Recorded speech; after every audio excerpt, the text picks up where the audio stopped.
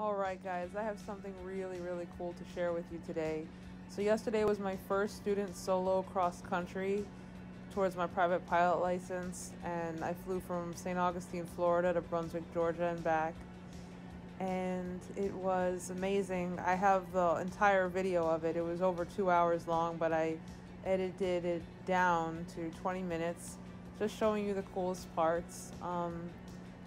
Some things I sped up because it was redundant, but like this taking off from St. Augustine and then landing over there and then taking off again and landing back over here, I left it at the normal speed so you can see exactly what that was for me.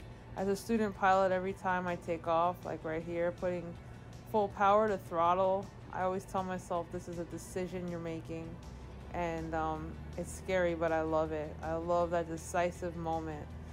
And I know right here I'm telling myself, you can do it, Chloe. You can do it. Watching airspeed come alive, rotating, getting airborne. I love that moment. Now, yesterday we had, and I think we still have, winds coming from the northwest. It was like 280. Significant winds, by the way, yesterday. But it was really good for the runways that they have in St. Augustine. They have 1-3 and 3-1, so I took off from 3-1 and it was nice. It was nice. I got up pretty easily. Getting to Brunswick took a while though because of those headwinds. They were about 22 knots. I was I cruised at 3,500 feet going there, and yeah, it took a while. There was a point where I'm like, I should have just driven. It would have taken less time, but I think I looked it up by car. It's like an hour and 44 minutes. It took me about 55 minutes to get there with that headwind. So now here I'm climbing to my altitude, and I had set up everything right before I left to be on, I think it's Jack's approach. Yeah, to have Jack's approach on COM 1 standby. Actually, you know what? Scratch that.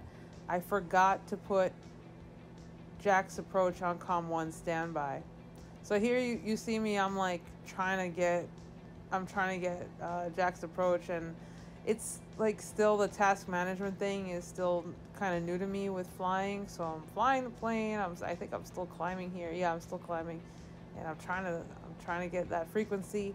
And then when I finally did tune in and get that frequency, I just couldn't get in communication with them. I didn't hear anything. I was talking, they didn't respond to me. So I kept going back to St. Augustine Tower and being like, hey, I don't know what's going on. Nobody's talking to me on Jack's approach. And then they let me know that actually they've been really busy with a lot of like types of flight training activities, but eventually they did get back to me. And I was so grateful. And here I am now. I'm just at cruise altitude. And I think that was the moment when I just pointed right there when they actually did hear me and I was in communication with them. I was so happy. I was so relieved that I got fly following. And for a moment I'm like, all right, well, I'll just have to deal with it. But I'm glad I was able to pick it up. So I'm grooving on down the coast here. Now this moment here I chose to show because I think it was like Jack Center. They had let me know that there was somebody coming dead on 12 o'clock at my altitude, and they advised that I make a 360 over the ocean. I was like, that's a pretty good idea. I think I'll take that. So I made that 360. I really love doing 360s. My CFI can attest to, because I don't know, it's like for a few seconds you're back in the joy of flying or something, and you just look around and kind of blah blah blah for a minute. Plus I like to fly over the ocean. It's so beautiful.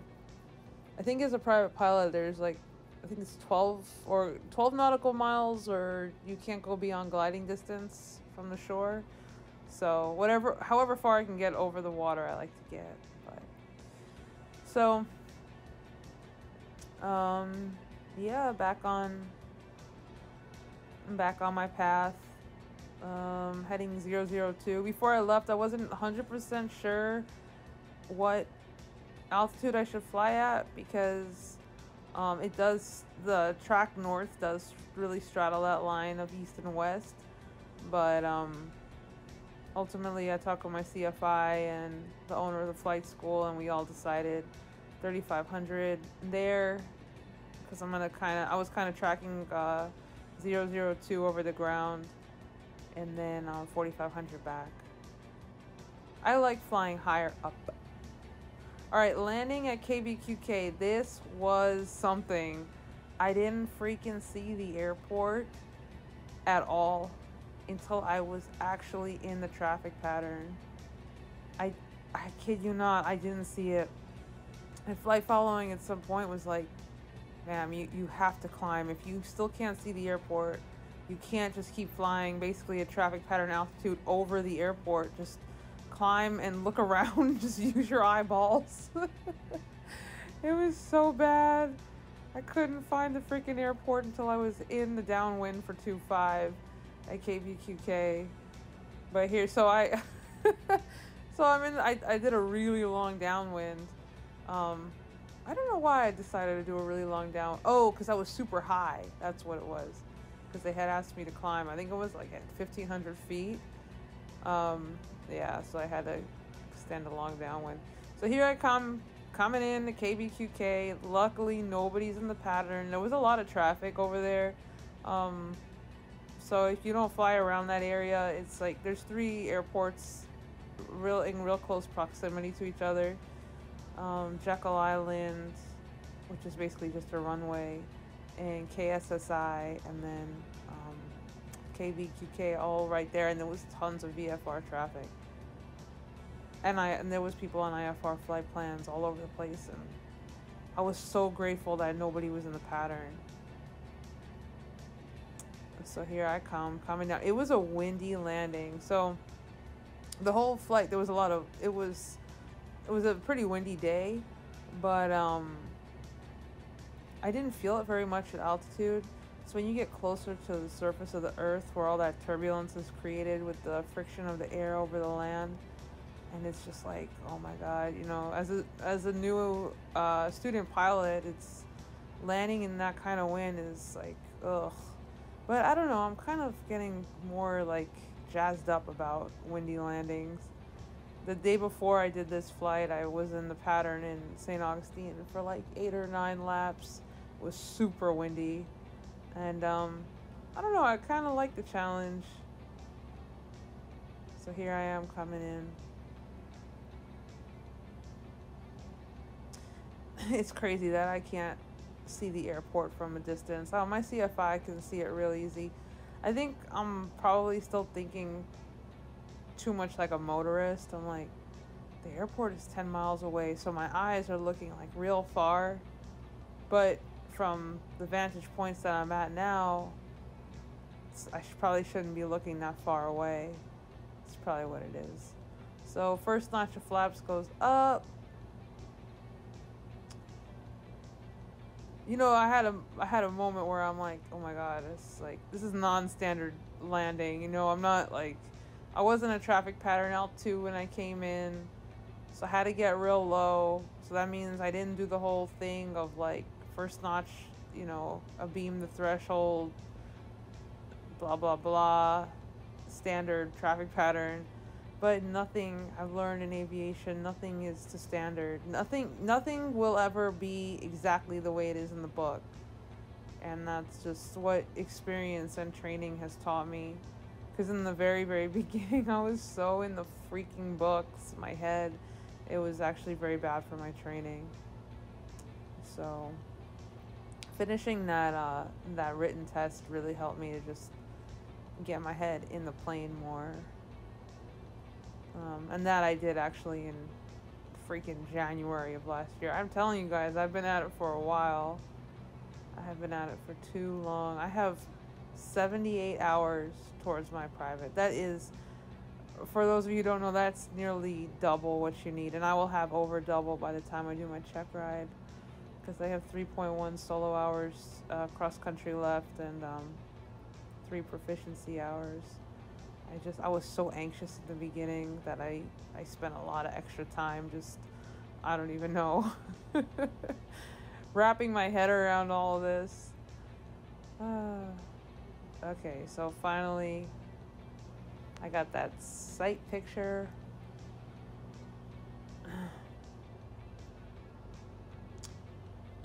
Coming into land. I was getting bumped around a little bit, but it was a good landing. I actually stalled 15 feet over the runway. I heard that stall warning horn. I was like, shit. And then I just put in a bump of power in real quick, and that changed everything. I just landed really nicely after that. That was a technique that a CFI had taught me just the day prior, and it was perfect because you're gonna see me for a second like, oh fuck, I just stalled, and then there it is, power. Oh, holy shit, aerodynamic braking. And then I don't know why, but as soon as I taxied off the runway, you're gonna see this in a second. Look at me, I'm like all relieved. I didn't even know I was that nervous. That was so weird. I was like so utterly relieved. It's almost like all the anxiety I had, look at that, felt in the past, because I had felt a lot of anxiety about this flight, but I was so well prepared that I like forgot about how anxious I had been, and then it all sort of came flooding back. I'm like, oh my god, I fucking did it. Holy shit. I landed somewhere that's not St. Augustine.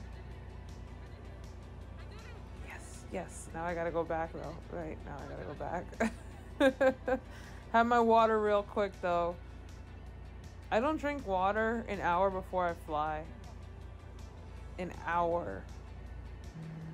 What are you gonna do? Taxiing back to hold short. You can't do anything. You're stuck in the little plane. You can't use the bathroom. So, it wasn't that bad, and like there wasn't a lot of traffic in the pattern when I got there, but when I was leaving there was a Gulf Stream behind me, and I knew that he wanted to get going, but I was like, can you just let me go? Because all I'm thinking about is wake turbulence.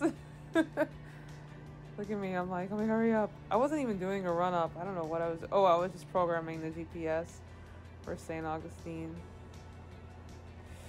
And then he let me go. He was nice. They were so nice to me in flight following and just in general. Because I made sure I said student, solo, first ever cross country. And they were flight following, checked on me one time and, how you doing up there, ma'am? I said, I'm doing good. It's beautiful up here. And so now I'm getting back on 2-5. Great runway for the winds that we had. Full power. I love taking off and landing and flying. Taking off and landing though is the most fun. Rotate.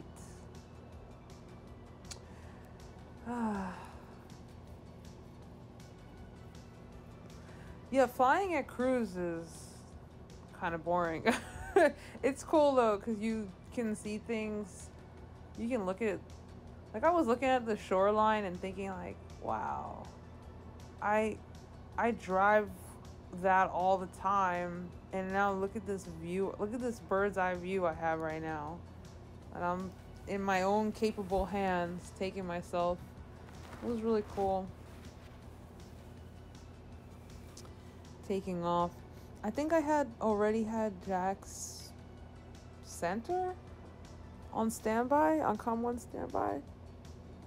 And they answered me pretty quickly. They actually didn't answer me immediately either. But I figured out later that they're not ignoring you, they're just busy. But they answered quicker. When I left St. Augustine, I was like, like I said before, I'm like, am I going to get flight following? Is this going to happen? But oh, this was fun too. I kept messing up the squawk code of squawk 1602, and I fucked it up real bad. I put in all kinds of numbers, and they were like, "Are you?" They were like, "28 X-ray." I was flying 1528 X-ray. 28 X-ray. Are you squawking 1602, or what are you doing up there? But eventually I got it, because that transponder is like, I don't know. You push those keys or those buttons, and they just don't move. You gotta really like want it, you gotta really push before it changes. So yeah, what up, flight following? I got him relatively soon. Chit chat. Yippity yap. A lot of you see me talking, like I'm talking to them, but I'm also talking to myself. I'm talking to myself because it gets boring. It took me like 35 minutes to get back, by the way. I don't know if I mentioned that before. Like, it took 55 minutes to get there. It took like 3/4 of the time to get back. That's that headwind tailwind thing. And all I wanted was food. I just kept thinking about food. Food. I still never got the food that I wanted after I landed. Because after I landed, I was so tired. And then I came home and I had work. I had work from home, but it was still work. It was so awful. I couldn't just like chill out, celebrate, get into them feelings. Ugh, anyway, landing at St. Augustine. So yeah, I blah through the return. You guys get it. It's a flight in an airplane. Again, didn't see the airport until I was in the traffic pattern. It was so weird. I told myself when I was preparing for this, because seeing the airport from a distance has been hopefully one of my last real flight training challenges for my private. And I told myself, I'm like, well, you will see it at least when you're in the traffic pattern. Like, I told my CFI I texted him a few days ago. I said, well, surely I'll see it when I'm in the traffic pattern. Not even, because I was in the traffic pattern. I was in the downwind for 3-1 right here, where I'm like, oh shit, I'm in the pattern. Okay. But luckily, I think I was already at traffic pattern altitude, so I got to do a normal entry, unlike in Brunswick. Jeez Louise. Nice normal landing. I'm really proud of myself. They call it the pappy lights around here, the poppy lights. The poppy lights weren't working in either airport, and I landed perfectly fine without them. I was so dependent on those lights for a glide slope, and now I don't even notice them anymore. But I'm glad I had them when I was super, super new, because they really helped me on my first solos. So I have 9.1 solo hours just in the pattern. And here I'm going landing. I think when I landed here, I think I also did stall a little bit over the runway and add a little power. And then when you do that, it can go from being like one of those hard, shitty landings to, that was a little hard, to being just like nice, buttery landing. So you can really reverse course on your landing with a little bump of power, as I learned from that one CFI. All right, full aerodynamic braking, getting off this runway, and in my imagination, going to get food, going to have fun. None of that. Ooh, go and brush your shoulders off. I was thinking of Jay-Z in my head. Go and dust your shoulders off. Ladies, it's PMs too. Go and dust your shoulders off. Yeah, so getting food in my imagination and celebrating in my imagination and just so relieved. I have been thinking about this for so long. It's finally over. Yay, back to school. I parked the plane up. Guys, thanks so much for watching. Yeah, next step, couple more cross countries, few proficiency flights, check ride. Hey, hey. Alright guys, thanks for watching again. Talk to you soon.